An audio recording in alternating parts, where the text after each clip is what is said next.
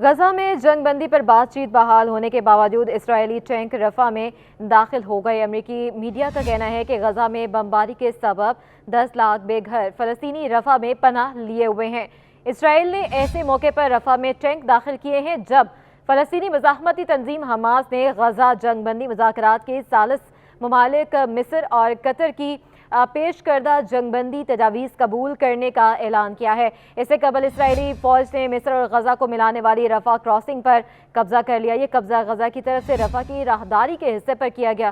Rafah سمیت غزہ کے دیگر علاقوں پر اسرائیلی فوج کے زمینی اور فضائی حملوں میں درجنوں فلسطینی شہید اور سینکڑوں زخمی ہو گئے۔ رفح کراسنگ پر قبضے کے بعد غزہ میں جنگ بندی کا معاہدہ غیر یقینی کا شکار ہو گیا۔ اسرائیلی فوج کی جانب سے رفح میں جاری کردہ ایک ویڈیو میں فوجی ٹینکوں کو رفح کراسنگ کی حدود میں داخل ہوتے دیکھا گیا، جن پر اسرائیلی پرچم نمایاں تھے۔ فلسطینی کراسنگ اتھارٹی کے ترجمان وائل ابو عمر نے اسرائیلی فوج کے کراسنگ پر قبضے کی تصدیق کی اور کہا کہ کراسنگ کو کچھ وقت کے لیے بند کر دیا گیا ہے۔ ان کا کہنا تھا کہ رفح کراسنگ کے اطراف سے حملے ہو رہے ہیں۔ دوسری جانب فلسطین کی مزاحمتی تحریک حماس کے عسکری ونگ عزیز الدین القسام بریگیڈز نے مصری سرحد پر واقع غزہ کے جنوبی شہر رفح سرحدی چوکی کے مشرق میں داخل ہونے والی اسرائیلی فوج کو مارٹر گولوں سے نشانہ بنایا۔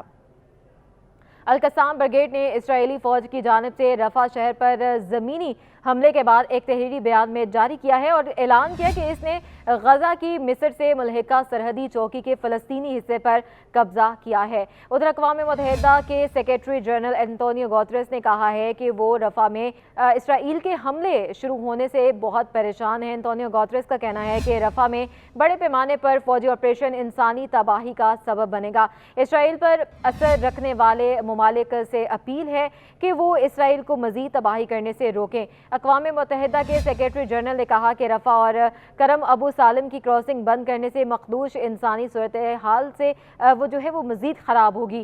غزہ میں امداد کی فراہمی کے لیے دونوں کراسنگ فوری کھولی جائیں۔ انہوں نے زور دیتے ہوئے کہا کہ اسرائیل کشیدگی بڑھانا روکے اور جنگ بندی معاہدے کے مذاکرات میں شامل ہو۔ ادھر مصر کے دارالحکومت قاہرہ میں غزہ جنگ بندی کے لیے قطر، مصر، حماس اور امریکہ کے مذاکرات جاری ہیں۔ مصری میڈیا کے مطابق مذاکرات کے لیے اسرائیل نے بھی اپنا وفد قاہرہ بھیجا ہے۔ امریکی خفیہ ایجنسی کے سربراہ ولیم برنز بھی قاہرہ میں ہیں۔ مصری میڈیا کا کہنا ہے کہ بات چیت میں حماس کی منظور کردہ تجاویز پر حتمی معاہدہ تشکیل دینے کی کوشش ہے۔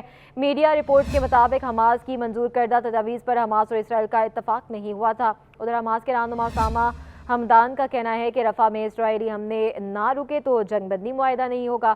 ان کا مزید کہنا تھا کہ رفح کراسنگ مصر اور فلسطین کی کراسنگ تھی اور رہے گی۔ حماس نے امریکہ اور عالمی برادری سے رفح حملے رکوانے کے لیے اسرائیل پر دباؤ ڈالنے کا مطالبہ کیا ہے، جبکہ اقوام متحدہ اور سعودی عرب نے اسرائیل سے معاہدہ فوری منظور کرنے کا مطالبہ کر دیا۔ دوسری جانب اسرائیلی فوج کی غزہ سٹی میں بمباری سے مزید 5 بچوں سمیت 7 فلسطینی شہید ہو گئے۔ اسرائیلی فوج نے گزشتہ 24 گھنٹوں میں مزید 50 سے زائد فلسطینی شہید کر دیے۔ رپورٹس کے مطابق 7 اکتوبر سے جاری اسرائیلی حملوں میں شہید فلسطینیوں کی تعداد 34,500 تک ہو چکی ہے۔ ادھر بائیڈن انتظامیہ نے اسرائیل کو 2 اقسام کے بموں کی ترسیل روک دی ہے۔ اس حوالے سے واشنگٹن سے امریکی میڈیا نے دعویٰ کیا ہے کہ امریکہ نے اسرائیل کو 2 قسم کے بموں کی فراہمی روک دی ہے۔ امریکی حکام کا کہنا ہے کہ بموں کی ترسیل روک کر صدر جو بائیڈن کی انتظامیہ اسرائیل کو سیاسی پیغام دینا چاہتی ہے۔